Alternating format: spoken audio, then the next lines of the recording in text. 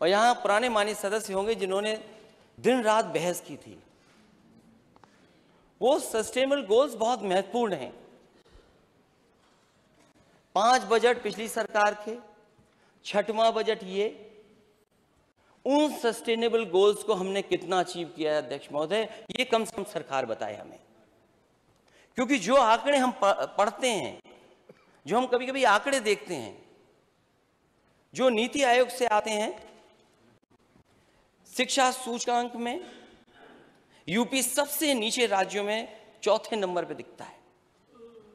आपको दुख हो, हमें भी दुख होता है कि हमारा उत्तर प्रदेश 25 करोड़ का, जिस उत्तर प्रदेश ने इतने प्रधानमंत्री दिए हों और लगातार प्रधानमंत्री यूपी की वजह से बन रहे हो इनकी सरकार के, वो सरकार दिल्ली और यूपी की सरकार में हमारा शिक्षा का ये स्तर, और प्राइमरी स्कूल में मैं हमेशा जाता हूं, और मैं एक बार नहीं गया, अब जब मैं मुख्यमंत्री था तब भी मैं गया, और मैं अपनी भी कमी जानता हूं। जब मैं एक स्कूल में गया, मैं जाकर के बच्चे से पूछा कि पहचाना आपने मुझे? तो वो छोटा सा बच्चा बोला कि हाँ मैंने पहचान लिया। मैंने पूछा कौन हूं मैं? तो बोले आप राहुल गांधी हैं।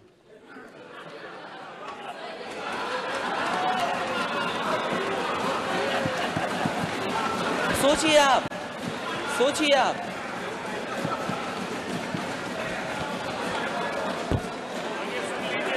नहीं, मैं अध्यक्ष जी अच्छा सोच रहे हैं। पूरी बात सोच समझ बिल्कुल ठीक है। पूरी बात सुन लीजिए। ये इनकी सोच समझ बिल्कुल ठीक है। मैं जानता हूं किस बात पे ये कह रहे हैं।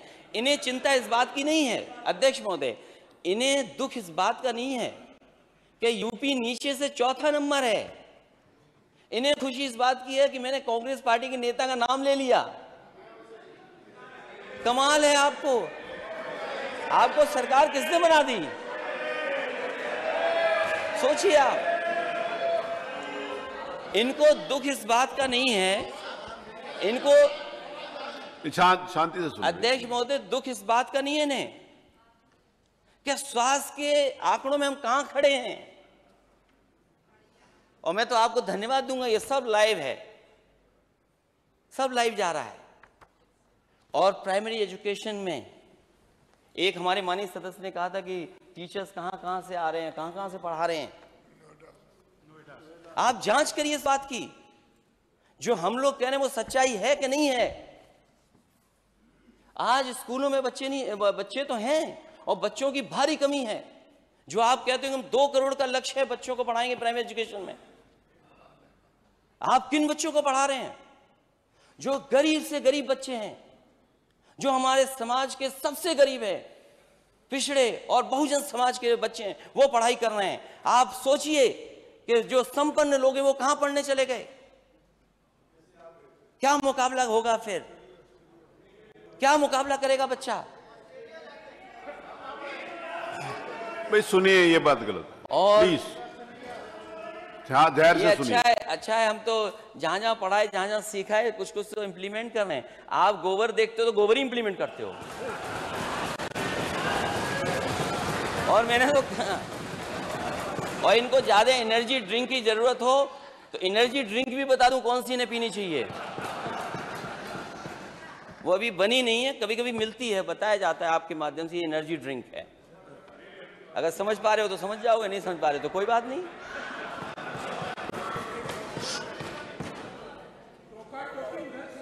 अरे ठीक है, मैं जब सरकार में था तो मुझे खुशी है इस बात की कि सबसे पहले मुझे मथुरा का, अक्षय पात्रा का, उनका प्लांट देखने को मिला मुझे, जहां पर बच्चों को एक साथ लाखों की संख्या में खिलाया जा सकता है।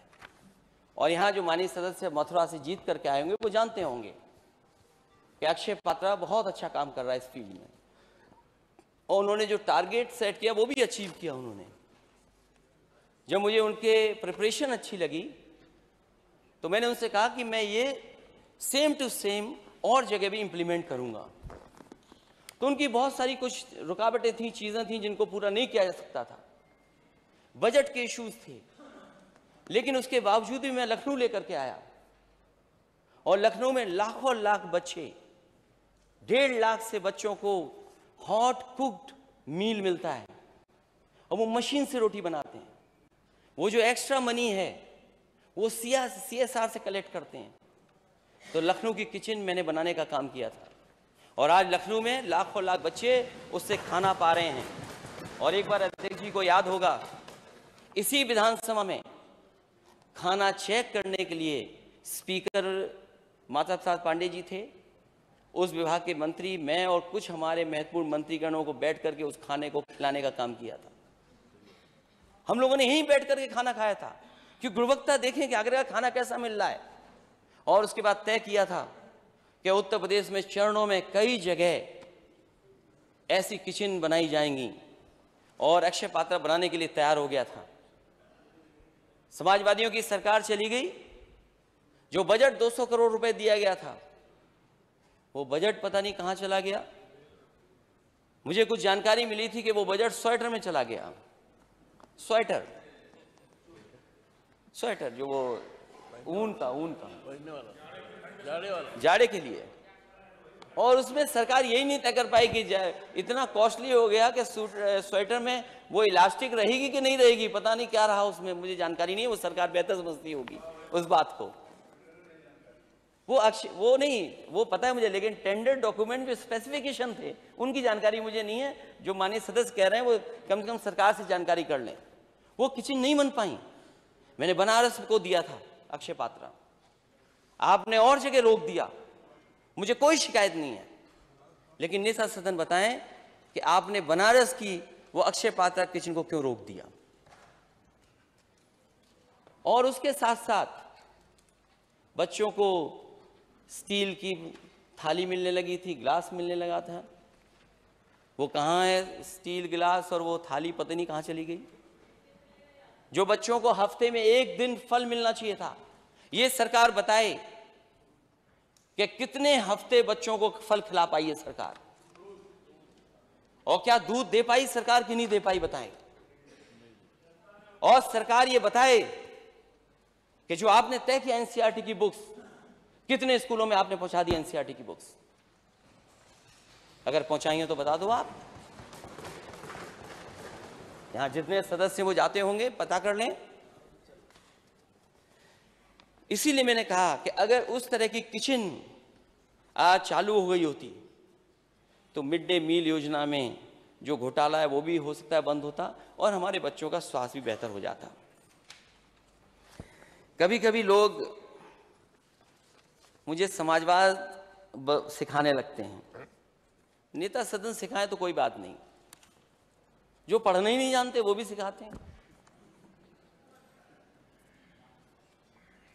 जो पढ़ना नहीं जानते वो भी सिखाने लगते हैं कभी कभी। यहाँ हमारे बहुत सारे सदस्य होंगे, मैं मुख्य बजट की बात नहीं कर रहा हूं वित्त मंत्री जी, पिछले 5 साल में 18,000 करोड़ के लगभग गड्ढा मुक्ति में, मेंटेनेंस में पैसा खर्च हो गया। 18,000 करोड़, ये केवल वो बात कर रहा हूं मैं जो गड्ढा मुक्ति का है, मेंटेनेंस का पैसा। अगर कहीं आंकड़े गलत हो तो आप बेहतर ठीक कर दें। पिछले 5 साल का, पिछले 5 साल का खराब सड़कों का सवाल नहीं है, सवाल बजट का है। अरे हमने तो हवाई जहाज उतारा तो उसमें गड्ढा नहीं हुआ, मिराज और सुखोई उतार दिया, हरकुलिस उतार दिया। और शायद हमारे माननीय सदस्य नहीं जानते होंगे, हरकुलिस से भारी कोई हवाई जहाज नहीं होता है। अगर आप पे कोई हवाई जहाज हो तो बता दो, वो भी उतार देते हो वहीं पर।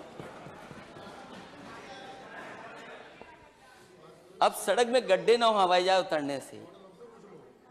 आप बत्ती जलाए, सॉरी, कोई बात नहीं, सॉरी, वो ध्यान भाषण पे उनका। अध्यक्ष जी धन्यवाद। मैं तो केवल एक किताब का 2 पैराग्राफ पढ़ना चाहता हूं और मैं नेता सदन मैं अध्यक्ष जी आपसे कहूंगा कि मैं बांटना चाहता हूं सभी माननीय सदस्यों को ये किताब, क्योंकि समाजवाद हमें कभी कभी बताते हैं कि समाजवाद ये है, समाजवाद वो है। हालांकि हमारे नेता सदन तो जानते हैं समाजवाद के बारे में, और लोग नहीं जानते, इसलिए उन्होंने अपने लिए एक किताब बनवाई और छपवाई और उसमें फ्रंट पे लिखा the rise of socialist saffron socialist, तो क्या गलत है? अगर हम सोशलिस्ट हैं तो क्या गलत है? आप भी तो सोशलिस्ट हो। क्या ये जो किसानों को आप पैसा बांट रहे हो, क्या ये सोशलिस्ट सिद्धांत नहीं है? क्या आप बेटियों को जो पैसा दे रहे हैं, ये बात अलग है, आपने वादा कुछ किया, दे कुछ रहे हो, जो गरीब बेटियों को दे रहे हो, क्या वो समाजवादी सिद्धांत नहीं है क्या? तो मुख्यमंत्री जी तो जानते हैं, नेता सदन तो समझते हैं, इसलिए उन्होंने किताब अपने लिए लिखवाई, the rise of a saffron socialist. अगर हम सोशलिस्ट नहीं समझ पा रहे कि सोशलिज्म क्या है, तो कम से कम हमारे विपक्षी लोग समझाएं, और अगर विपक्षी लोग नहीं समझते हैं तो कम से कम कॉन्स्टिट्यूशन की बुक पढ़ लें, प्रियम्बल में सोशलिस्ट वर्ड है। ये सोशलिस्ट पार्टी की योजना नहीं थी, ये गरीबों की समाजवादी पेंशन थी, और प्रियम्बल में सोशलिस्ट है। और अगर सोशलिस्ट पे प्रश्न लगाते हैं तो आप डेमोक्रेटिक भी नहीं हैं, आप लोकतंत्र पर भरोसा नहीं करते हैं, और अगर लोकतंत्र पे भरोसा नहीं करते हैं और समाजवादी नहीं हैं तो आप सेकुलर भी नहीं हो सकते। इन तीनों के एक दूसरे की मदद करते हैं, एक दूसरा निर्भर करता है एक दूसरे पर। इसीलिए कहा गया कि हमारा डेमोक्रेटिक सोशलिस्ट सेकुलर कंट्री है। अगर आप सोशलिस्ट नहीं है तो सेकुलर नहीं है, ना डेमोक्रेटिक है, और एक भी अगर हटा दोगे तो हमारा देश नहीं चल सकता।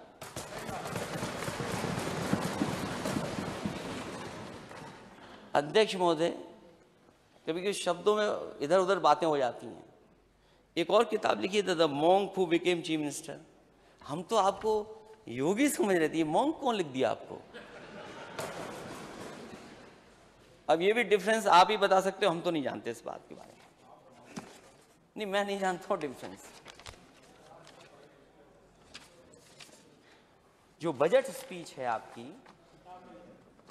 और जो बजट स्पीच है आपकी, और जो जनता को वादे किए, जो बजट आप रखते हो, जो बजट खर्च करते हो, उसमें गैप है। जो आपका लोक कल्याण संकल्प पत्र है और जो आपका बजट है, इसमें नहीं है कुछ। और अगर 5 साल की बात कर रहे हो तो पिछले 5 साल में क्यों नहीं पूरा किया आपने? किसानों की आय दोगुनी क्यों नहीं की? अगर ये 5 साल के लिए है, अगर ये 5 साल का है, तो आपने अपना संकल्प पत्र नहीं पढ़ा होगा, जिसमें 2022 में आपने खुद लिखा है कि किसानों की आय दोगुनी हो जाएगी। हम जानना चाहते हैं कि अगर ये बात है तो बताएं हमें कि अगर ये दूरियां हैं इनमें, तो आपके पहले संकल्प पत्र में क्या लिखा था आपने? आपने कहा 70 लाख लोगों को नौकरी रोजगार दे देंगे आपको। वो सूची कहां है? और आपने कहा कि हम किसानों की आय दोगुनी कर देंगे। वो कहां है आय दोगुनी? तो इसीलिए मैंने कहा कि इन्वेस्टमेंट मीट में जो आपने कहा कि इतने बड़े पैमाने पे एमओयू है, लेकिन आप अपनी स्पीच में खुद लिख रहे हैं कि 3 लाख करोड़ रुपए के निवेश प्रस्तावों का विभिन्न चरणों में काम चल रहा है। अब ये चरण कौन से, ये बता दें हमें, किस किस चरण में चल रहा है? इसका जमीन पे नहीं चल रहा कुछ भी। और फिर जो बड़ी बड़े सपने दिखाए जा रहे हैं डिफेंस कॉरिडोर के, डिफेंस कॉरिडोर का जो बड़ा सपना दिखाया जा रहा है, शायद सरकार ये नहीं जानती होगी कि वो डिफेंस कॉरिडोर कहां बना है। जो उद्योगपति, जो कारोबार करने वाले लोग हैं, उन्हें तो ये लगता होगा कि जो बुंदेलखंड एक्सप्रेसवे है, इसी के किनारे होगा डिफेंस कॉरिडोर। लेकिन नेता सदन को शायद अधिकारियों ने नहीं बताया कि डिफेंस कॉरिडोर कहां बनाया है। डिफेंस कॉरिडोर बुंदेलखंड एक्सप्रेसवे पे नहीं है। बुंदेलखंड एक्सप्रेस से जब हटकर के आप जाओगे तब डिफेंस कॉरिडोर है। और मैं आपको सुझाव देना चाहता हूं कि अगर कोई एक्सप्रेसवे, वो बुंदेलखंड एक्सप्रेसवे से जाएगा और आपके डिफेंस कॉरिडोर में जगह ढूंढना चाहेगा, तो शायद वो इन्वेस्टमेंट नहीं करेगा आपके। और जिसने जगह देख ली होगी वो शायद इन्वेस्ट नहीं कर रहा होगा, क्योंकि इन्वेस्टमेंट के लिए जरूरी है पानी, सड़क, बिजली। बताओ, तीनों चीजें हैं कि नहीं हैं? तीनों चीजें नहीं हैं।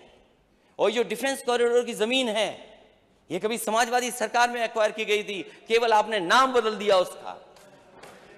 और ये कागज में देखें, फाइल में देखें, ऐसे नहीं देखिए। वो इंडस्ट्रियल हब बन रहा था। और अगर नेता सदन को ये लग रहा हो कि मैं गलत कह रहा हूं, तो कितनी दूर है नेता सदन, ये बता दें हमें आप। बुंदेलखंड एक्सप्रेस वे से डिफेंस का जो बना रहे हैं आप। और पानी के लिए एरएच डैम बन रहा था। हमारे माननीय मंत्री लोग बैठे हैं, कई मंत्री सिंचाई विभाग में बन गए। शुरू में दूसरे थे, आज सो रहे हैं शायद। आप थे शुरुआत में, आप तो काम अच्छा कराना चाहते थे लेकिन नहीं करा होने दिया। नहीं, वही अच्छा, मैं तारीफ कर रहा हूं आपकी। मैंने यही कहा कि आप अच्छा काम करना चाहते थे लेकिन वो नहीं कर पाए काम। एरएच डैम वैसे क्या वैसा पड़ा है। तो जब इंडस्ट्री का इन्वेस्टमेंट आप चाहते हैं तो जमीन, आपका पानी, आपकी बिजली कहाँ है। फिर दूसरे मंत्री बन गए उसमें। और अब तो नए मंत्री बहुत अच्छा बने हैं, जिन्होंने एक डायलॉग सबको याद है। और पता नहीं क्यों ऐसा डायलॉग कहा उन्होंने कहा कि थोड़ा बहुत कमा लो, पूरा मत डकार जाओ।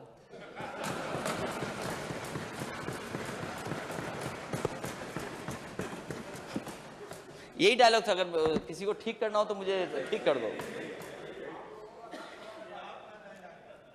देखो, मेरा डायलॉग नहीं हो सकता, मेरा डायलॉग नहीं है ये। माननीय अध्यक्ष जी, ये भाई शांति से सुनिए। सुनते हैं जब नेता सदन नहीं, आप और नेता प्रतिपक्ष सुनिए, अपनी बात कहिएगा। अपने अवसर आएगा तो आप अपनी बात कहिए। नहीं, अवसर आएगा तो आप बात अपनी कहिए। जी, माननीय नेता प्रतिपक्ष। तो ये जो इन्वेस्टमेंट है ये केवल सपना है। और क्या दिखाया गया वहाँ पर कि मिसाइल्स यहाँ बनेंगी, यहाँ पर तोप बनेगी, और तोप ऐसी बनेगी जिसका पाकिस्तान मुकाबला नहीं कर पाएगा, चीन मुकाबला नहीं कर पाएगा। क्योंकि चीन का मुकाबला अलग बात है, वो तो हालांकि इस सदन में नहीं वो बात कह सकते हैं, लेकिन चीन जिस तरीके से आगे बढ़ता जा रहा है, जल्दी करिए आप, जल्दी बनाइए सब तोप और मिसाइल्स वगैरह। और हम तो कहते हैं कि जो नया हवाई जहाज आया राफेल, कोई बुंदेलखंड की तहसील तय कर लीजिए, वहीं पर राफेल भी बनवाइए। क्यों बाहर से आप ला रहे हैं? राफेल वहीं बने हमारे बुंदेलखंड में, और उत्तर प्रदेश में क्यों नहीं बने? इसलिए मैंने मांग की थी उस समय भी कि ग्वालियर से लेकर के लिपू लेक सड़क बननी चाहिए। मैंने कई बार पत्र भी लिखा, और जिस समय सुझाव मांगे गए थे समाजवादी पार्टी से, उसमें भी सुझाव मैंने लिख करके दिया था। मुझे उम्मीद है कि जब आप वित्त मंत्री जी जवाब दें या नेता सदन जवाब दें, तो सड़क मांगी थी ग्वालियर टू लिपू लेक, वो किस स्टेज पर है ये भी जानकारी दे दें। बहुत धन्यवाद आपका, लेकिन ज़मीन पर नहीं दिखाई दे रहा कुछ। ये मुझे नहीं पता, ये लिपू लेक तो नहीं जानते होंगे, हालांकि ग्वालियर जानते होंगे। अच्छा, लिपू लेक गए होंगे फिर। अगर यही बन गई है, दूसरी हमारी मांग है कि देश का सबसे बड़ा प्रोजेक्ट बन रहा हो, मुंबई टू दिल्ली एक्सप्रेसवे बन रहा हो, और जिस प्रदेश ने दिल्ली की सरकार बनवाई हो, दो बार प्रधानमंत्री बनवाए हो, उस प्रदेश को क्यों नहीं जोड़ा जा रहा है? कम से कम नेता सदन, मैं आपकी मदद करना चाहता हूं, NHAI से कहिए कि उत्तर प्रदेश को भी उससे जोड़ें, क्योंकि उत्तर प्रदेश ने ही दिल्ली की सरकार बनाई है। और गंगा एक्सप्रेसवे के लिए मैंने अपने गवर्नर भाषण में कहा था कि गंगा एक्सप्रेस आप अपना खजाना क्यों खर्च कर रहे हो? हालांकि खजाने का पैसा, जो जितनी बड़ी सड़क है उतना पैसा तो नहीं दे रहे हैं आप, क्योंकि उसका मॉडल दूसरा है। वो मॉडल किसके सर पे आएगा? जब सड़क पे गाड़ी चलेगी तो किसके सर पे आएगा? वो जनता की जेब से पैसा जाएगा। अगर आप PPP मॉडल पे है, अध्यक्ष महोदय, PPP मॉडल पे है शायद वो सड़क, मेरी जानकारी में नहीं है, अगर PPP मॉडल पे है तो टोल कितना होगा? इसलिए मैं नेता सदन की मदद करना चाहता हूं कि डबल इंजन की सरकार अगर आप बोल रहे हैं तो एक इंजन ही क्यों भागे, दूसरा इंजन क्यों नहीं मदद कर रहा उसकी? हजारों करोड़ लेके आइए उसके लिए। और फिर एक बस चली थी, जाने नेपाल से बस चली थी और अयोध्या तक आनी थी, वो बस चल रही नहीं चल रही, उस समय मैंने मांग की थी कि NHAI की सड़क 6 लेन कम से कम बननी चाहिए। दिल्ली सरकार बना सकती है, वो भूल गए, केवल बस चला करके भूल गए। बस पता नहीं कब चलती है, कब पहुंचती है। मैं चाहता हूं कोई सुबह चले वहां से, अयोध्या आ जाए, दर्शन करे और फिर वापिस चला जाए। कम से कम ऐसी सड़क तो बनाओ। उसके लिए दिल्ली से पैसा मांगिए आप। नहीं, अब उन्हीं की बात कर रहे हैं इसलिए नहीं ताली बजा रहे हैं, उनको समझ में नहीं आ रहा है। मांगे या मना करें। 1 डिस्ट्रिक्ट 1 प्रोडक्ट। आगरा में लेदर प्रोडक्ट्स, पता नहीं कितना बजट है इसके लिए। अंबेडकर नगर को कहा गया है कि टेक्सटाइल प्रोडक्ट्स के लिए 1 डिस्ट्रिक्ट 1 प्रोडक्ट में उसको कवर करेंगे। अंबेडकर नगर के लोग बताएंगे बजट कितना है उसमें। आजमगढ़ ब्लैक पॉटरी, बांदा में स्टोन क्राफ्ट के लिए, इटावा हमारा टेक्सटाइल प्रोडक्ट्स, क्योंकि इटावा है तो उसमें बजट तो नहीं होगा। फिरोजाबाद ग्लासवेयर, बजट कितना है उसके अंदर। हमीरपुर शूज के लिए बजट कितना है उसके अंदर है? अरे भाई, पानी तो हमने दिया, उसका भी तो धन्यवाद बोल दो। लोहिया गांव भी दिया आपने इनको। देखिए बहुत इंटेलिजेंट है ये। नहीं, वो हम इनको जानते बहुत करीब से। Jhansi soft toys, Kannauj perfume. मैं नेता संघ से कहूंगा गोबर नहीं चाहिए हमें गोबर प्लांट नहीं चाहिए। आप गोबर प्लांट ले जाइए गोरखपुर। हमें अपना परफ्यूमरी पार्क चाहिए। और मैं परफ्यूम पार्क के बारे में बता दूं, वो इसलिए बनाना चाहता था क्योंकि लोग बेला का, गुलाब का और जो हसाइन के लोग हैं वो भी जानते होंगे कि कन्नौज के लोगों के वहाँ प्लांट लगे हुए हैं। ये बहुत अच्छा कारोबार है, सभी कन्नौज के लोग उससे जुड़े हुए हैं। और वो कारोबार बढ़ेगा तो रोजगार, नौकरी मिलेगी। और बहुत टाइम के हिसाब से, समय के हिसाब से बड़ा परफ्यूमरी पार्क बन रहा था कि लोग वहाँ आएँ, म्यूजियम भी देखें। म्यूजियम के साथ साथ जो हमारी इंडस्ट्री को बढ़ावा मिल सकता है वो बढ़ावे के लिए वहाँ प्लांट भी लगना था, क्योंकि अभी तो ट्रेडिशनल तरीके से वो एसेंस निकालते हैं। और अगर ये प्लांट लग जाता तो मैं समझता हूँ आपके कन्नौज का, यूपी का इत्र दुनिया के इत्रों के बराबर मुकाबला कर लेता। और ये समाजवादी इत्र बनता वहाँ पर। जो इत्र व्यापारी के बारे में कुछ मानी सरस कह रहे हैं, मैंने सुना है उसमें कि उससे कुछ बजट लेकर के छोड़ा जा रहा है उसको। कहीं ऐसा तो नहीं कि आप ही लोग मिले हों उनसे।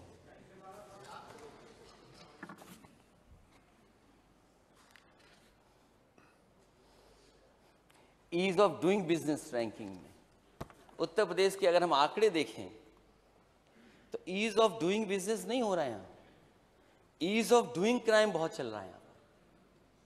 हम एनसीआरबी के आंकड़े अगर देखें, हम कहाँ दिखाई देते हैं। और जिस तरह का सत्ता दल के लोगों का व्यवहार है पुलिस से और आम लोगों से, जो आरोप दूसरे दल पे लगाते हैं वो आप पे किस तरीके से अखबारों में छपे हुए हैं। देखिए आप, अगर आप चाहें नेता सदन में एक एक करके पढ़ सकता हूं कि किस तरीके से भारतीय जनता पार्टी के लोग खुद कानून हाथ में लिए घूम रहे हैं। ईज ऑफ डूइंग क्राइम चल रहा है यहां पर। नमामि गंगे में बजट तो बहुत रखा है आपने, बजट तो बड़ा बजट रखा है उसमें कि मां गंगा साफ हो जाएंगी। लेकिन मां गंगा अकेली नहीं साफ हो सकती जब तक उसकी सहायक नदियां नहीं साफ होंगी। मैं जानना चाहता हूं सरकार से कि नमामि गंगा के साथ साथ जो यमुना नदी है उसकी सफाई के लिए क्या सरकार कर रही है, जो काली नदी है उसके लिए सरकार क्या कर रही है, जो काली नदी कन्नौज में आकर के जुड़ जाती है गंगा में, उस काली नदी को साफ करने के लिए क्या इंतजाम है।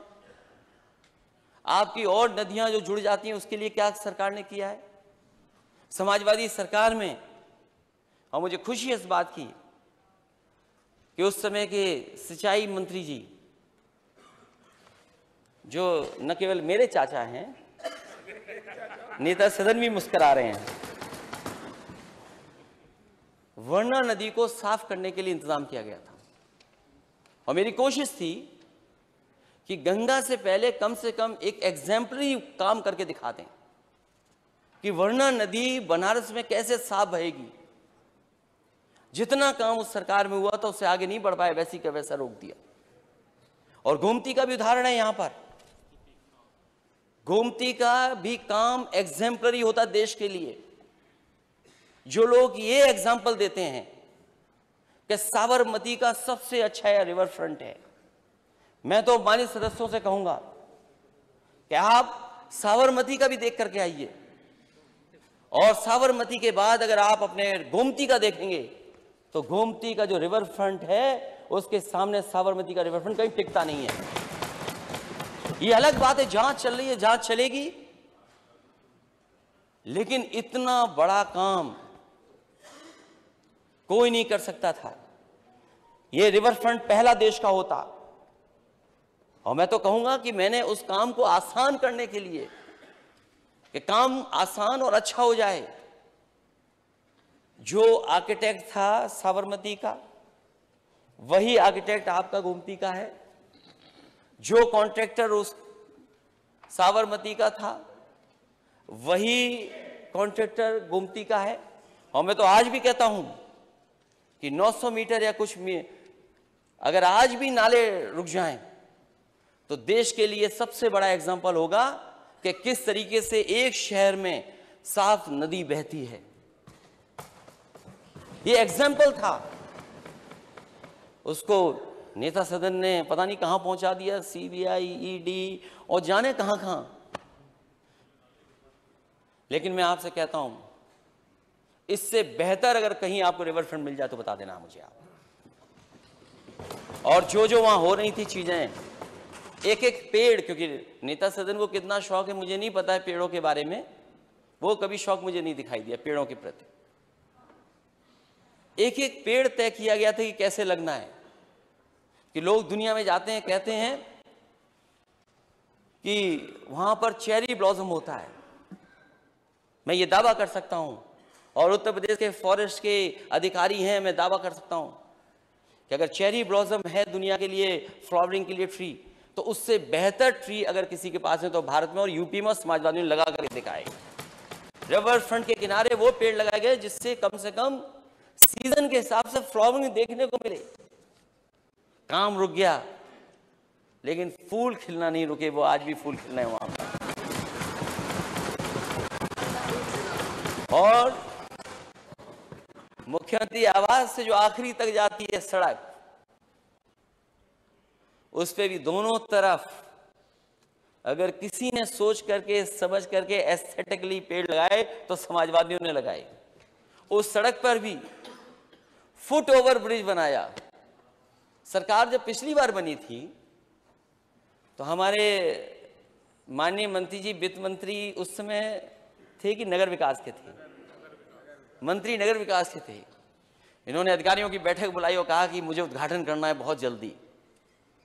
तो सोचिए इनका पहला उद्घाटन क्या था, समाजवादी सरकार में बना हुआ फुट ओवर ब्रिज पहला उद्घाटन किया। मतलब पहला उद्घाटन हुआ था कि नहीं हुआ था?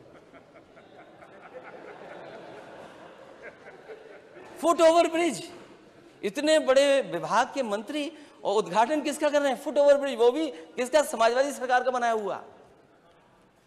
तो नदियां अगर साफ होती तो हमारे एक नए मंत्री थे, नए मंत्री, उनकी गलती नहीं है, वो विभाग उन्हें मछली मिला, अच्छी बात है, क्योंकि उस समाज से वो जुड़े हैं तो उन्हें विभाग वही दे दिया गया, उनकी गलती नहीं है। वो जिंदा मछली लेके गए, पूरी तैयारी के साथ गए कि जिंदा मछलियां जाएंगी और गंगा में छोड़ी जाएंगी, लेकिन पता नहीं जैसी माँ गंगा में वो मछली डालेंगी सब मर गई। अध्यक्ष महोदय, वो सब जिंदा मछलियां थीं। मुझे तो ये लगता है कि नेता सदन ने जहां सेल्फी खिंचाई थी वो प्लांट खराब हो गया, जिसकी वजह से गंगा मां में सब सीवेज जा रहा है और डिजोल्व ऑक्सीजन खत्म हो गई। वो मंत्री जी की गलती नहीं है मछली मरने का, वो जिंदा मछली लेके गए थे, और शायद मंत्री जी होते तो ये बात बता सकते थे। वो जिंदा मछली लेके गए थे, लेकिन जैसे ही उन्होंने मां गंगा में डाले सब मछली मर गई। तो इसका मतलब ये है कि मां गंगा का जो, मेरा शब्द निकाल देना वो आप अध्यक्ष महोदय, स्लिप ऑफ टंग है, वो शब्द निकाल दिया देशमुख। वो निकाल दिया जाए सरकार ने। तो वो जो माँ गंगा में मछली डाली गई उसकी वजह से वो मर गई, क्योंकि डिसॉल्व ऑक्सीजन माँ गंगा का नहीं था। तो ये बजट जा कहाँ रहा है, इसीलिए मैंने कहा कि ये बजट नहीं बंटवारा है। और अगर कोई बड़ी योजना बन रही हो तो बताइए मुझे कि उस बजट से ये बड़ी योजना बन रही है। नेता सदन और कई बार सत्ता के लोग कहते हैं कि हमने ये इतने एयरपोर्ट बनाए हैं। अयोध्या का अभी तक एयरपोर्ट नहीं बन पाया। मैं तो कहूंगा नेता सदन को पूरा ध्यान अयोध्या पे दीजिए, आप जल्दी से जल्दी एयरपोर्ट बनाइए, क्योंकि आप उतरे फिर हम भी उतरे उसी एयरपोर्ट पर। और जो समाजवादियों ने बनाए एयरपोर्ट वो अभी तक पूरे नहीं हो पाए। चित्रकूट का किसी समय पर नेताजी ने शुरू किया था, उस समय हवाई पट्टी छोटी थी। जब मैं चित्रकूट की हवाई पट्टी पर उतरा तो वहां के अधिकारियों ने कहा कि अब तो हवाई जहाज अलग तरह के आने लगे हैं, अगर ये हवाई पट्टी की लेंथ बढ़ जाएगी और चौड़ा हो जाएगी हवाई पट्टी तो बड़े बड़े हवाई जहाज भी उतर सकेंगे। और उसी समय समाजवादी सरकार में फैसला लिया गया कि जो एक्स्ट्रा लैंड है वो ली जाएगी, क्योंकि फॉरेस्ट की लैंड लेनी थी, जिसके कारण समय लग गया। लैंड ली, काम शुरू हो गया, लेकिन 5 साल तक सरकार उस पर काम ही करती रही, अभी तक चालू नहीं कर पाई सरकार। मेरठ भी समाजवादी सरकार का है। आपका मुरादाबाद का भी नेताजी का बनाया हुआ एयरपोर्ट है, हवाई पट्टी जो बनी थी। और जो कुशीनगर में हवाई अड्डा बना है वो समाजवादी सरकार में बजट देकर के बना है। समाजवादी सरकार ने बजट दिया था। जो उस विभाग के मंत्री रहे होंगे उन्होंने तो फाइल देखी होगी, लेकिन हमें डर ये लगता है कि माननीय सदस्य कुछ कह रहे थे एक दिन कि एयरपोर्ट बंद तो रहे हैं लेकिन नई स्कीम चल रही है बीजेपी की, वन नेशन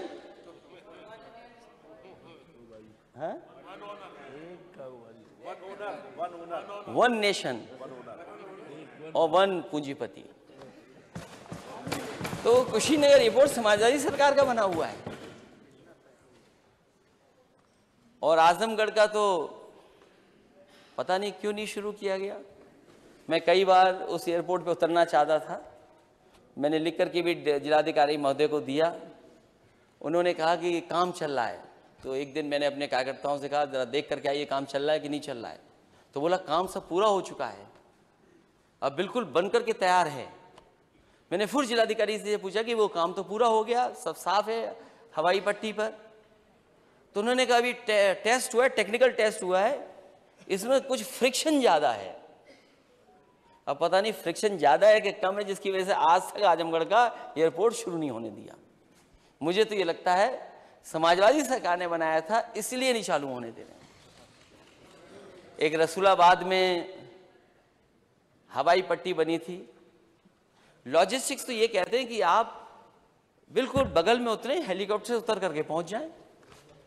अब सोचिए इतना बड़ा कार्यक्रम आप करने जाने नेता सदन, जिसमें आदरणीय राष्ट्रपति जी आ रहे हैं, प्रधानमंत्री जी आ रहे हैं, आप भी जा रहे हैं, बहुत सारे लोग जा रहे होंगे।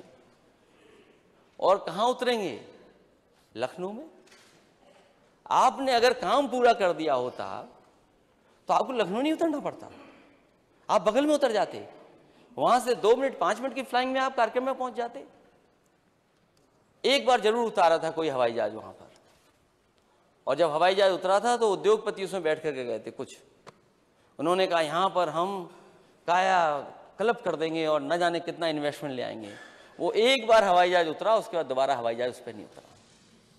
और जब लोगों के घर में पानी भराव हुआ, थोड़ा सा पानी ज़्यादा बरस गया एक बार, तो वहाँ के लोगों को पुलिस ने पीटा, क्योंकि उन्होंने पानी निकलने के लिए रास्ता बना दिया था। तो जो हवाई पट्टियाँ हैं, मुरादाबाद की समाजवादी सरकार की बनी हुई है, आजमगढ़ समाजवादी सरकार की बनी हुई है, चित्रकूट में नेताजी ने बनवाई, झांसी का कब पूरा होगा, ललितपुर में कहाँ जगह चिन्हित है, सोनभद्र में बहुत पुरानी हवाई पट्टी है, मेरठ में समाजवादी सरकार में ही फैसले लिए गए थे। मैं चाहूँगा अयोध्या का बहुत जल्दी आप बनवा दें। हमें खुशी होगी इस बात की कि आप उतरें, उसके बाद हम लोगों को भी उतरने का मौका मिले।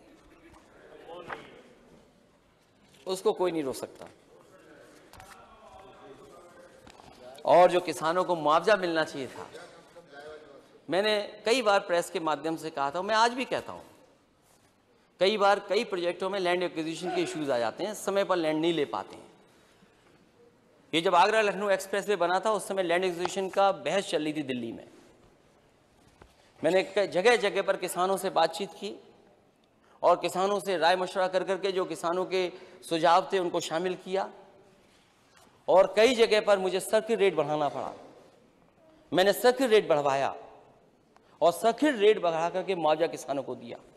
आप एक कोने से दूसरे कोने आप पहुंच जाएं, अगर एक भी जगह एक किसान ने विरोध किया हो तो बता दीजिए। इतने कम समय में देश में कहीं लैंड एक्विजिशन नहीं हुआ जितना कम समय में लैंड एक्विजिशन समाजवादी सरकार में आगरा लखनऊ में करके दिखा दिया। और उसी तरीके से पूर्वांचल एक्सप्रेसवे किया, वहां भी कोई इशू नहीं आया। और अगर इशू आया होता और अगर हमने जमीन को एक्वायर न किया होता और किसानों से आम सहमति नहीं बनी होती तो शायद सीवीसी के एक्ट कहता है कि आप टेंडर नहीं कर सकते हैं। जब तक 50% से ज्यादा जमीन एक्वायर नहीं होगी आप टेंडर नहीं कर सकते, क्योंकि जमीन एक्वायर से लेकर के करार 70% तक हो गए थे। इसलिए समाजवादी सरकार में वो टेंडर हो गए थे। और मैं इसलिए इस बात को बता रहा हूं कि अयोध्या और फैजाबाद में बहुत किसानों के साथ अन्याय हुआ। मुझे समय समय पर लोग मिले थे और मैंने प्रेस के सामने कहा कि इतना पुण्य काम होने जा रहा है, उसके लिए सरकार को अगर सर्किट रेट बढ़ा करके 6 गुना भी मुआवजा देना पड़े तो देना चाहिए किसानों को। आपको सब किसान जमीन दे देते, लेकिन पता नहीं नेता सदन आप किस अधिकारी के चक्कर में पड़ गए। आप फैसला लीजिए, कलम उठाइए और 6 गुना कर दीजिए। कोई रोक दे तो मुझे बताइए आप। वैसे तो वैसे आप बहुत सख्त हो, लेकिन बताओ किसानों के लिए सख्ती नहीं है। आप सर्किट रेट बढ़ाने कौन रोक रहा है और अयोध्या के लिए कौन मना कर देगा? आप 6 गुना दीजिए सर्किट रेट बढ़ा करके। आपको अगर 2 दिन में जमीन न मिल जाए तो कहिएगा। वो अलग बात है कि कुछ रजिस्ट्रियों में हेरा फेरी हुई, जैसे कार्रवाई आपने गाजियाबाद में की है आप अयोध्या में भी वही कार्रवाई कर दीजिए। मुझे उम्मीद है कि कार्रवाई होगी ऐसी अधिकारियों के खिलाफ।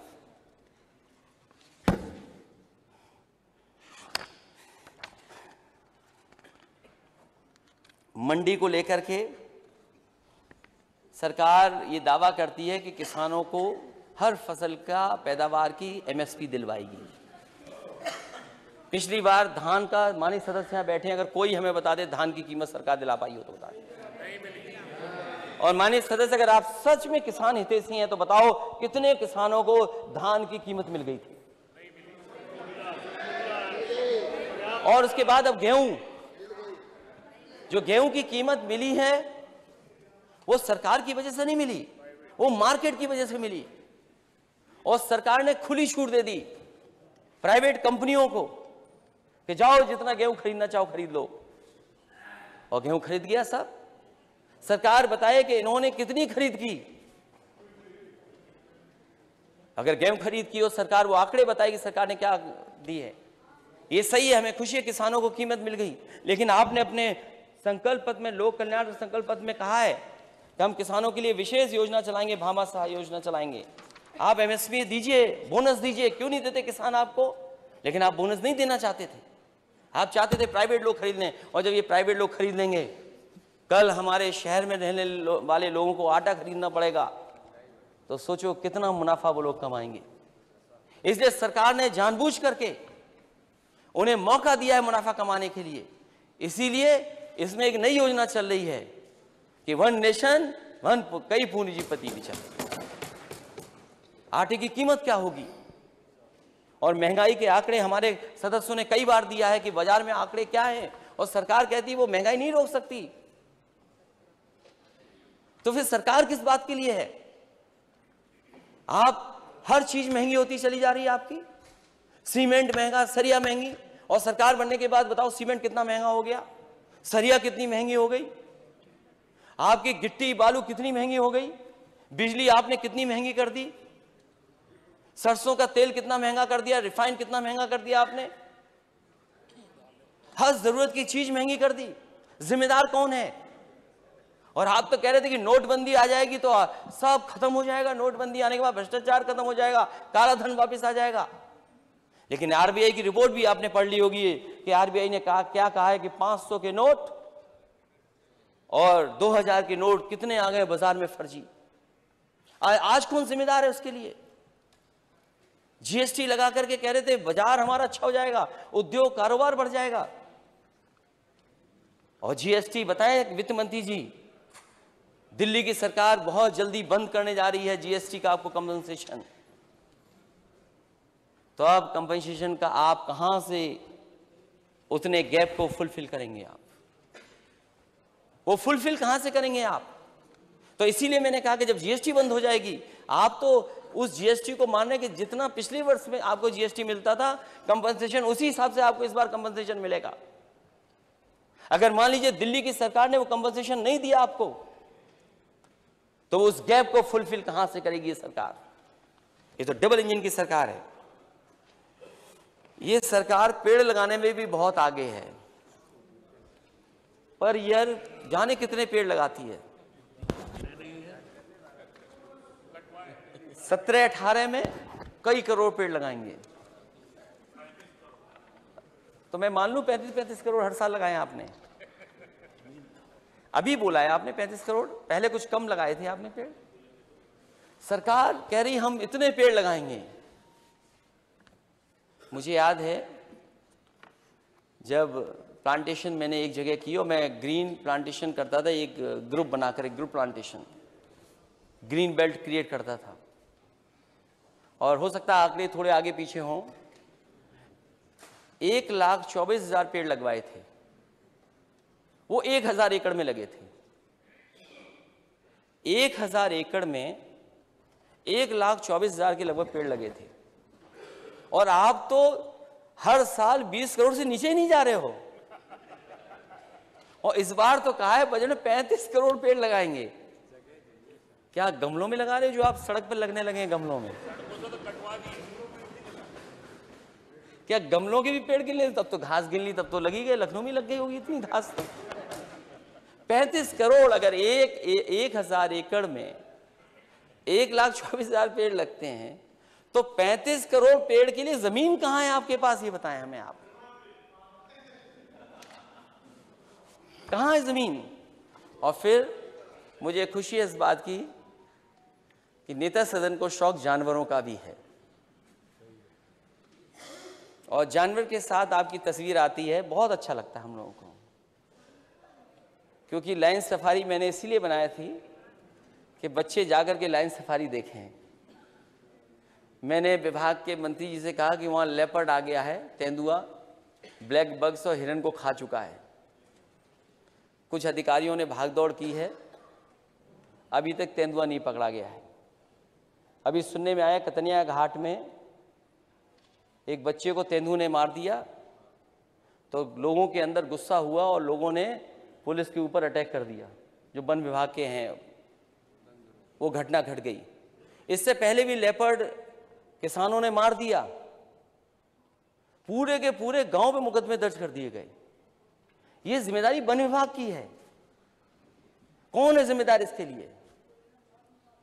इसलिए नेता सदन से कहूंगा कि आपने चिड़ियाघर तो अच्छा बनवा लिया, उसके लिए कॉर्पस फंड भी 50 करोड़ डाल दिया आपने, लेकिन दूसरे जानवरों को भूखा रखना चाहते हो आप। और जो सबसे बड़ी उपलब्धि थी, सबसे स्टेट के लिए उपलब्धि होती, वो उपलब्धि का क्या किया सरकार ने? लाइन सफारी, एनिमल सफारी, वो हो सकता है हमने और नेताजी ने बनवाई हो, लेकिन वो इटावा में बनी है, मेरे क्षेत्र में नहीं बनी है।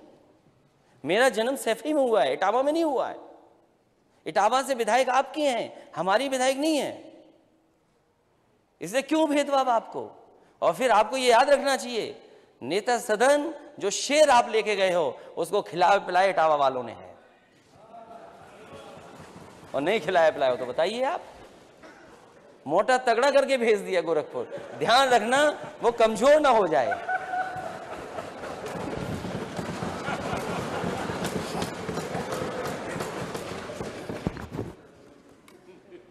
ये सरकार कह रही है सैनिक स्कूल बनवाएंगे।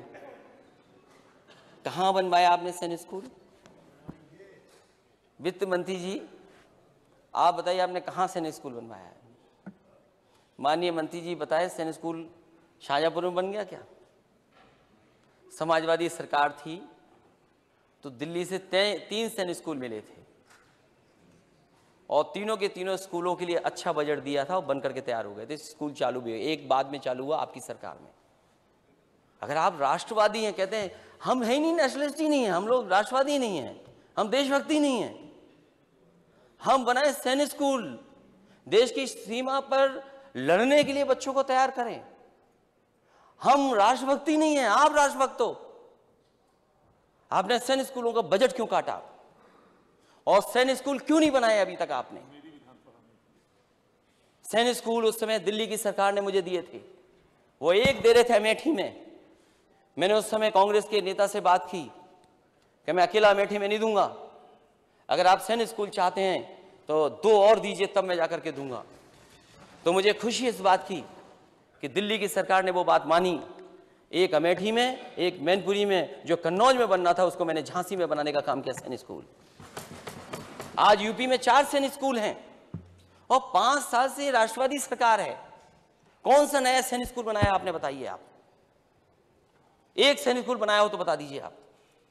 और फिर जो बजट देना चाहिए था उसके लिए अब दिया है जाकर के बजट क्यों नहीं दिया पहले?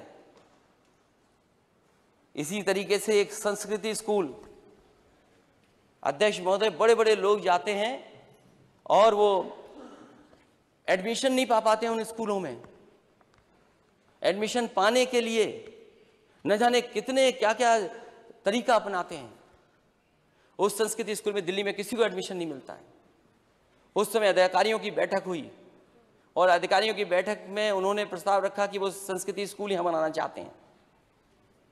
मैंने उसको स्वीकार किया। दिल्ली के बाद अगर कहीं संस्कृति स्कूल बना है तो लखनऊ में 6 गजरिया में समाजवादी सरकार ने बनाया। लेकिन अगर उसके पास जाकर के देखें क्या दुर्दशा है, बर्बाद कर दिया। मैं तो कहता हूं, जब दिल्ली वाले, आप सरकार वाले बोलते हैं कि हमारा स्कूल देखो, आप संस्कृति को तैयार कर दीजिए और दिल्ली वालों से कहो कि आओ संस्कृति स्कूल देख लो किसका बेहतर है। और मैं तो कहूंगा दिल्ली वालों को बुलाओ, कहिए सैनिक स्कूल देखिए, आप उसकी डिजाइन देख लो, एरिया देख लो किस तरीके से बन रहा है। लेकिन आप रुचि नहीं ले रहे हैं। आप पता नहीं क्यों नहीं रुचि लेते हैं आप। और जो हमारे प्राइमरी स्कूल हैं, क्योंकि बजट हमारे पास सीमित था उस समय, एक सैफई में और एक लखनऊ में मैंने एक नए तरह का स्कूल बना करके दिया था। और मैंने विभाग से कहा इसके मानक जो बदलने बदल लो आप, लेकिन ये मॉडल है, इसको तैयार करिए और जहां आपको स्कूल नए बनाने इसी तरह बनाइए प्राइमरी स्कूल। वो 2 बन गए हैं। लखनऊ का तो नाम बदल के आप चलाना चाहते थे, लेकिन जनता के विरोध में केवल नाम लिख पाए, मंत्री वहां उद्घाटन नहीं कर पाए। लेकिन क्योंकि सैफई से कुछ अलग इनका रिश्ता है, सैफई क्यों पसंद करेंगे, इसलिए वैसा का वैसा ही पड़ा है आज भी। हम तो कह रहे हैं नहीं चलाइए सैफई में। कम से कम नेता सदन 5 साल है आपके पास, उसी की नकल कर करके आप गोरखपुर, कुशीनगर और देवरिया में क्यों नहीं स्कूल बनवाते हो आप? और अगर उससे बेहतर बना सकते तो बनाइए उससे बेहतर। कुछ बोले कोई सदस्य? स्कूल आप देखा, संस्कृति दिखाइए तो शायद आपकी आंख खुल जाएगी, और अनुभव स्कूल दिखाएंगे तो शायद आंख खुल जाएगी।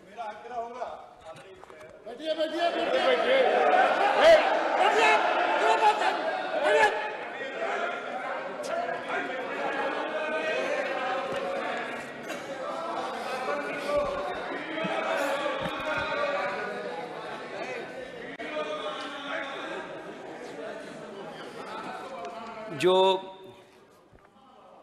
चीनी मिल का मामला है, सरकार हमेशा ये कहती है और बजट में भी उस सरकार ने लिखा है कि हमने चीनी मिलों का इतना भुगतान किया है। अच्छी बात है, भुगतान होगा और हर बार जैसे जैसे कैपेसिटी बढ़ेगी, जैसे जैसे शुगर कंटेंट बढ़ेगा, आपका भुगतान ज़्यादा होगा और स्वाभाविक का भुगतान हुआ है। सरकार ये कभी नहीं बताती है कि बकाया कितना है। जितनी भी चीनी मिलें हैं, प्राइवेट और सहकारी चीनी मिलें, हमारे वित्त मंत्री जी और नेता सदन ये बताएं कि कितना बकाया है अभी। जो मुझे जानकारी मिली है, शामली, मुजफ्फरनगर, मेरठ, बड़े पैमाने पर चीनी मिलों का भी पैसा बकाया है। और अगर पढ़ना चाहें तो हम पढ़ भी सकते हैं। एक एक चीनी मिल का बकाया है। और जो बजट में दिया है वो बजट सहकारी चीनी मिलों का है, सरकार की चीनी मिलों का है। तो क्या जो बजट दिया गया उससे पूरा किसानों का भुगतान हो जाएगा? ये सरकार हमें बताए। ये जो भुगतान है बकाया है अभी।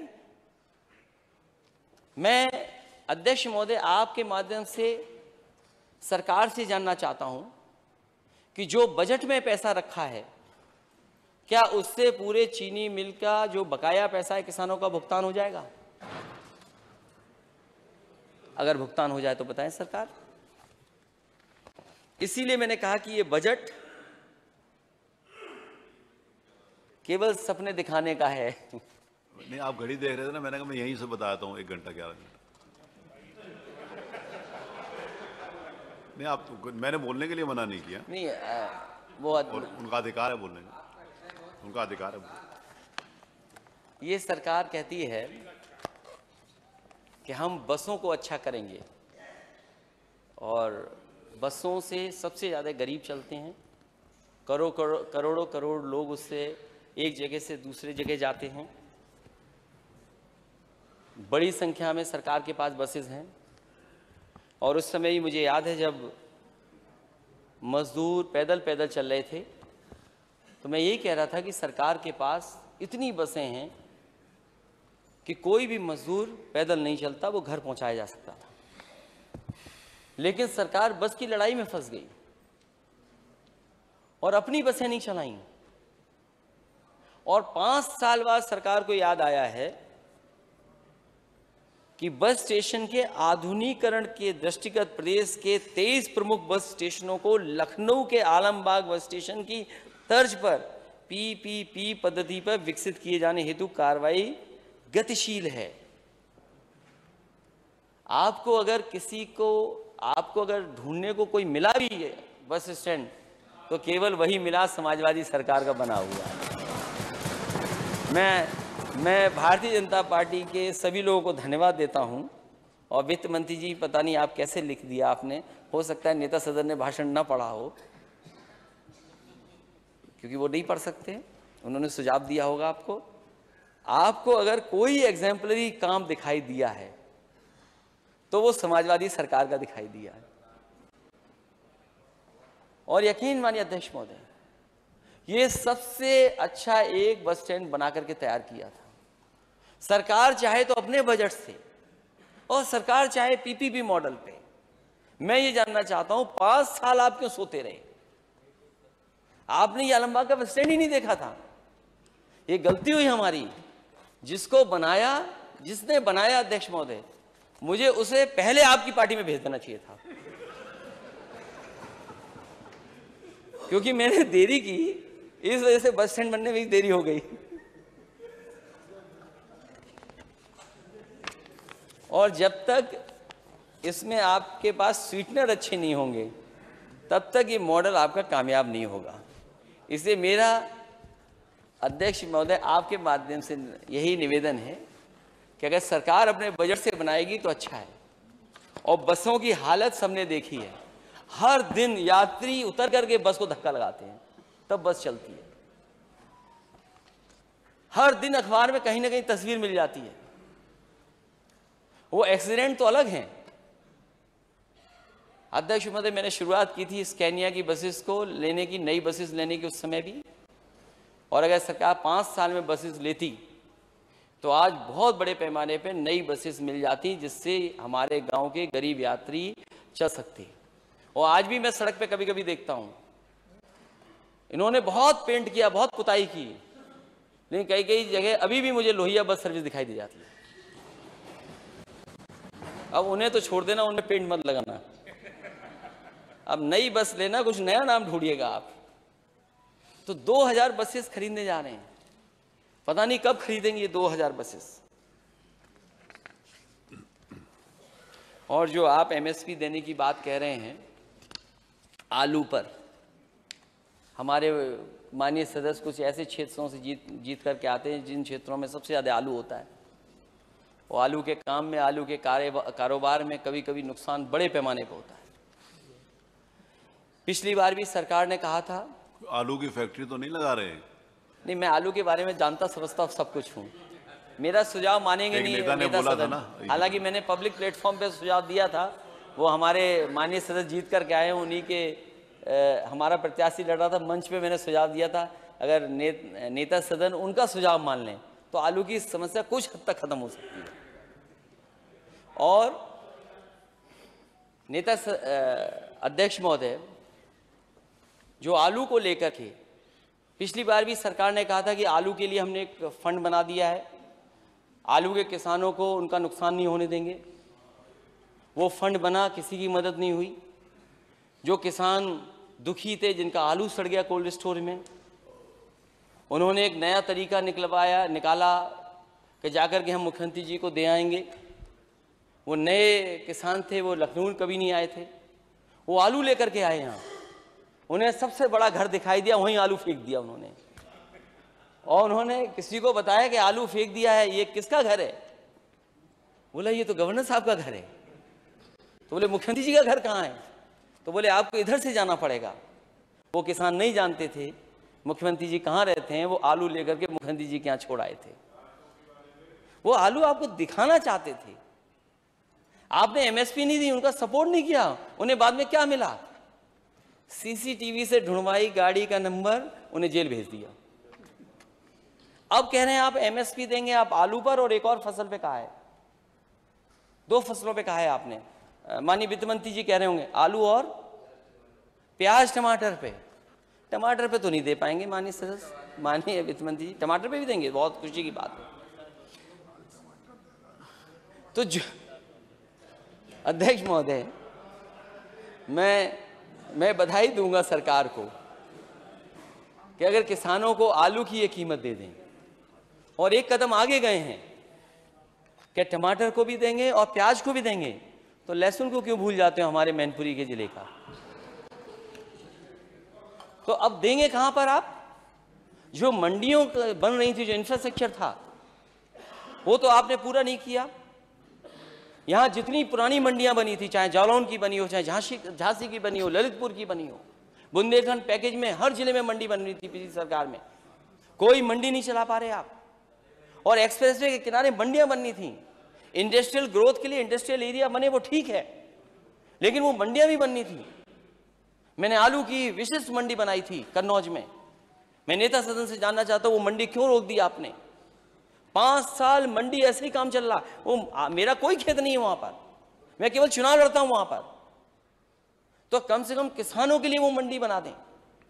और पूर्वांचल में गाजीपुर से लेकर के, गाजीपुर में सब्जियों की मंडी बननी थी, आजमगढ़ में मंडी बननी थी, अंबेडकर नगर में मंडी बननी थी। बताओ एक्सप्रेस के किनारे क्या मंडी बनाई है आपने? अभी तो जगह नहीं ली आपने। इसलिए वो बातें मैं कह चुका हूं। और दिल्ली से तो 1 लाख करोड़ का इंफ्रास्ट्रक्चर मिल रहा था मंडियों के लिए। वो पैसा कहां है मंडियों के लिए?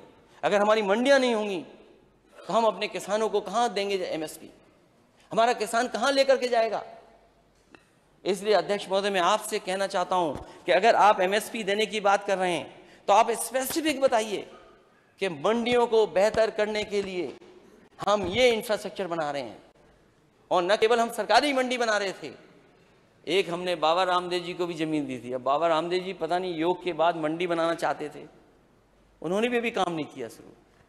मुझे उम्मीद है कि वो भी अपनी एक नई मंडी बना देंगे, जिससे कम से कम किसानों को सुविधा मिल सके और जो दावा सरकार कर रही है एमएसपी मिलेगी वो वहां पर मिल जाए। इसलिए जब तक इंफ्रास्ट्रक्चर पे काम बेहतर नहीं होगा, और जो वो आप बजट हमें दिखा रहे हो, इतने बड़े बड़े आंकड़े, आप बजट तो दिखा रहे हो लेकिन खर्च कितना करते हो? आपको खर्च बताना चाहिए। खर्च में हर विभाग में आप नीचे जा रहे हैं, आप खर्चा नहीं कर पा रहे हैं जितना आपको खर्च करना चाहिए। इसलिए बजट तो है, लेकिन ये बंटवारे वाला बजट है। जो बात मैं भूल गया था समाजवादी सिद्धांत की, जो कभी कभी थोड़ा बहुत पढ़ लेते हैं समाजवाद के बारे में, ट्वीट कर देते हैं, कभी कभी प्रेस में कह देते हैं, मैं उनसे कहूंगा डॉक्टर राम मनोहर लोहिया ने एक किताब लिखी थी, हिंदू बनाम हिंदू। में केवल 2 पैराग्राफ पढ़ना चाहता हूं और मैं चाहूंगा अध्यक्ष महोदय, मैं आपके माध्यम से सभी माननीय सदस्यों को ये किताब भिजवाऊंगा। और वो किताब में मैं पढ़ता हूं कि भारतीय इतिहास को सबसे बड़ी लड़ाई हिंदू धर्म में उदारवाद और कट्टरवाद की लड़ाई पिछले 5000 सालों से भी अधिक समय से चल रही है और उसका अंत अभी भी दिखाई नहीं पड़ता। इस बात की कोई कोशिश भी नहीं की गई जो होनी चाहिए थी कि इस लड़ाई की नजर में रख करके हिंदुस्तान का इतिहास देखा जाए, उसे बुना जाए। लेकिन देश में जो कुछ होता है उसका बहुत बड़ा हिस्सा इसी के कारण होता है।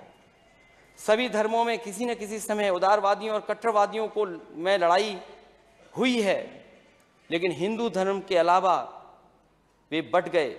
अक्सर उनमें रक्तपात हुआ और थोड़े या बहुत दिनों की लड़ाई के बाद वो झगड़े पर काबू पाने में कामयाब हो गए। हिंदू धर्म में लगातार उदारवादियों और कट्टरवादियों का झगड़ा चला आ रहा है, जिसमें कभी एक की जीत होती है, कभी दूसरे की। खुला रक्तपात तो कभी नहीं हुआ, लेकिन झगड़ा आज तक हल नहीं हुआ और झगड़े के सवालों पर एक धुंध छा गई है। तो मैं चाहूँगा ये किताब पढ़ेंगे तो शायद जो कभी कभी सवाल मुझसे करते हैं समाजवादी होने का और समाजवाद को लेकर के चर्चा करते हैं, उस पर भी कभी कभी सवाल खड़े करते हैं। और जो पिछड़ों की बात करते हैं, जितने हमारे यहाँ लोग हैं समाजवादी लोग हैं, जो कभी पुराने समाजवादियों ने नारा दिया वो आज भी नारा लगा सकते हैं। लेकिन हमारे जो दूसरी तरफ बैठे हुए हैं सत्ता पक्ष में, पिछड़े हों बहुजन के लोग हों, लेकिन वो नारा नहीं लगा सकते क्योंकि वो पिछड़ों की मदद नहीं करना चाहते। पिछड़ों से केवल वोट लेना चाहते हैं, बहुजन समाज से केवल वोट लेना चाहते हैं। और अगर ये बात सच नहीं है तो मैं अपने पिछड़े भाइयों से कहूंगा जो वहां बैठे हैं, हमारे अभी माननीय सदस्य उठा रहे थे कि जाति जनगणना हो, क्यों तैयार नहीं आप जाति जनगणना के लिए? आज टेक्नोलॉजी है, आप बड़े बड़े डेटा सेंटर में इन्वेस्टमेंट करवा रहे हैं। आप पे किसानों के 2 करोड़ और 47 लाख लोगों का डेटा है। आप पे शौचालय का 1 करोड़ इतना डेटा है आपके पास और डेटा है। क्यों आपके पास जातियों का डेटा नहीं है? आप जातियों की लड़ाई कराते हैं, जातियों के बीच में नफरत फैलवाते हैं। इसलिए मैं कहता हूं कि हम तो नारा लगा सकते हैं इस बात का कि सोशलिस्टों ने बांधी गांठ, पिछड़े पावे 100 में 60। बताओ हमें सत्ता पक्ष के लोगों में से कितने लोग ये नारा लगा सकते हैं? और फिर समाजवादियों ने कभी नारा दिया होगा, हमने तो उन्हीं से सीखा, किताबों से सीखा, शिविरों में सीखा, जनेश्वर मिश्र जी से सीखा। और जनेश्वर मिश्र जी इसलिए सीखा कि हमारे पार्टी के बड़े नेता थे, और बड़े नेता थे इसीलिए मैंने, अगर नेताजी ने लोहिया पार्क बनाया था तो मैंने भी जनेश्वर मिश्र पार्क बनाया और बड़ा पार्क बनाया। और इसीलिए हम कहते हैं कि जो एक नारा कभी दिया गया था कि जिसकी जितनी संख्या भारी उसकी उतनी हिस्सेदारी, क्या आप में से कोई ये नारा लगा पाएगा? और फिर लोहिया जी की आखिर, की लोहिया जी की बहुत सारे मैं नारे पढ़ सकता हूं, लेकिन जब तक भूखा इंसान रहेगा धरती पर तूफान रहेगा। तो हमारी लड़ाई जारी रहेगी, लड़ाई लड़ते रहेंगे, क्योंकि हम जाति जनगणना कराना चाहते हैं। जब आप डेटा सेंटर बना रहे हैं, डेटा सेंटर में बड़ी बड़ी कंपनियों का आप इन्वेस्टमेंट मांग रहे हैं, तो आपके अपने लोगों का डेटा सेंटर क्यों ना हो, डेटा क्यों ना हो? हमेशा के लिए कंफ्यूजन खत्म कर दो, हमेशा के लिए लड़ाई खत्म कर दो। क्या आप गिन लीजिए, आबादी के हिसाब से उनको हक और सम्मान दे दीजिए। न जाने कितनी नौकरियां बंद हुई चली गई, सब नौकरियों की, कभी मैं वो पढ़ चुका हूं, इसलिए दोबारा उन बातों को मैं नहीं दोहराना चाहता हूं। लेकिन अमृत महोत्सव मनाने वाले जहर फैलाने का काम करते हैं, वो ना किया जाए। अमृत महोत्सव मनाएं, लेकिन भाईचारा भी बढ़ाएं। मैं इन्हीं शब्दों के साथ, क्योंकि बहुत लंबा भाषण हो गया मेरा, और क्योंकि मुझे उम्मीद है कि सरकार अपने बजट को लेकर के आई है, बजट खर्च करने की बात कहे और वहीं खर्च करने के साथ साथ ये अरे जो कह बंटवारा देंगे सब, विभागों उनको का मालूम किया है है, क्या उसको बात है। जमीन पर कैसे उतारेंगे, शांत रहिए, जमीन पर कैसे सब मालूम है। उतारेंगे। जमीन के साथ साथ मैं ये कहना चाहूँगा कि स्वर्गीय अटल बिहारी वाजपेयी जी के नेतृत्व में वाली एनडीए सरकार द्वारा वर्ष 2003 में कर्मचारियों की पुरानी पेंशन योजना को खत्म कर दिया गया था। हमारी सभी सदस्यों की मांग है कि जिस तरीके से वर्तमान में राजस्थान के बाद छत्तीसगढ़ ने भी राज्य कर्मचारियों के हित में पुरानी पेंशन योजना बहाल कर दी है, उत्तर प्रदेश में पुरानी पेंशन बहाल करने की योजना कब तक लेकर के आए। केंद्र सरकार जनवरी 2022 का डीए घोषित कर चुकी है, परंतु राज्य कर्मचारियों का जनवरी 2022 का डीए घोषित नहीं किया गया है। डीए घोषित कर भुगतान आदेश जारी कराने का काम सरकार करे। कोविड-19 में राज्य कर्मचारियों का नगर प्रतिकार भत्तों का भुगतान रोक दिया गया था। कर्मचारियों के नगर प्रतिकार भत्ते को बहाल किया जाए, ये हमारी सभी विपक्षी दलों की मांग है। राज्य संपत्ति विभाग उत्तर प्रदेश के नियंत्रणाधीन सरकारी आवासों में दिव्यांग कार्मिकों को उनकी सुविधा अनुसार भूतल पर आवास दिए जाने की सुविधा भी दी जाए। ये तमाम सुझाव हैं। और तृतीय श्रेणी में आउटसोर्सिंग पर रखे गए कर्मचारियों का न्यूनतम वेतन कम से कम 25,000 किया जाए। और मैं तो ये कहूँगा कि हमने अपने मैनिफेस्टो में लिखा था कि अगर सरकार पक्की है तो नौकरी पक्की क्यों नहीं है। हमने तो अपने मैनिफेस्टो में कहा था कि धीरे धीरे आउटसोर्सिंग खत्म कर देंगे, क्योंकि आउटसोर्सिंग का मतलब है कि आप संविधान से दिया हुआ हमारा हक और सम्मान छीन रहे हैं, आरक्षण को छीन रहे हैं। ये आखिरकार रिसोर्सेज तो हमारे हैं, इन रिसोर्सेज का भी बंटवारा उसी हिसाब से हो जो आबादी के हिसाब से हो। जो रिसोर्सेज है वो हमारे सबके हैं, अकेले किसी के रिसोर्सेज नहीं है। इसलिए रिसोर्सेज का बंटवारे के लिए आउटसोर्सिंग वाली व्यवस्था बंद होनी चाहिए। उत्तर प्रदेश में वर्ष 2008 में 68,500 शिक्षक भर्ती के शिक्षकों के प्रमाण पत्रों का सत्यापन हो जाने के वेतन भुगतान रोका गया है। सत्यापन कार्य पूर्ण हो चुका है, परंतु अवशेष वेतन के एरियर का भुगतान नहीं किया गया। इसका भुगतान शीघ्र कराया जाए। और साथ ही साथ जो आपने अपने संकल्प पत्र में कहा है कि नौजवानों को हम बड़े पैमाने पर नौकरी दे देंगे, सरकारी नौकरियों के पद सभी भरे जाएंगे। एक तो जो सरकारी नौकरी रुकी पड़ी हैं वो कब पूरी होंगी उनके, और साथ ही साथ जो पेपर आउट, पेपर लीक या उसमें फंस गई हैं बड़े पैमाने पे नौकरियां, कुल आरक्षण को लेकर के नौकरियां फंस गई हैं। एसआई की भर्ती में इतने बड़े घोटाला कि जहां पर 100 से ज्यादा लोग पकड़े गए हों, वो नौकरी रद्द क्यों नहीं हो रही, वो तो सामने है सब चीजें। इसलिए हम मांग करते हैं कि इन चीजों पे भी सरकार विचार करे। इन्हीं शब्दों के साथ मैं अध्यक्ष जी आपका और माननीय सदस्य सभी का बहुत बहुत धन्यवाद नेता प्रतिपक्ष माननीय श्री ब्रजेश पाठक जी। माननीय अध्यक्ष जी, बहुत देर से हम लोग नेता प्रतिपक्ष की बातों को सुन रहे थे। बजट पर बोलने के बजाय उनका पूरा ध्यान समाजवादी व्यवस्था को लेकर के था। सामान्यतः हम सब जानते हैं कि बजट पर जब चर्चा होती है तो देश के डेवलपमेंट के बारे में, प्रदेश के डेवलपमेंट के बारे में, प्रदेश के चतुर्मुखी विकास के बारे में, सड़क, पानी, बिजली, स्कूल, अस्पताल के बारे में, किसानों के बारे में, महिलाओं के बारे में, नौजवानों के बारे में चर्चा करके चिंता करने का काम करते हैं। लेकिन नेता प्रतिपक्ष ने पूरा ध्यान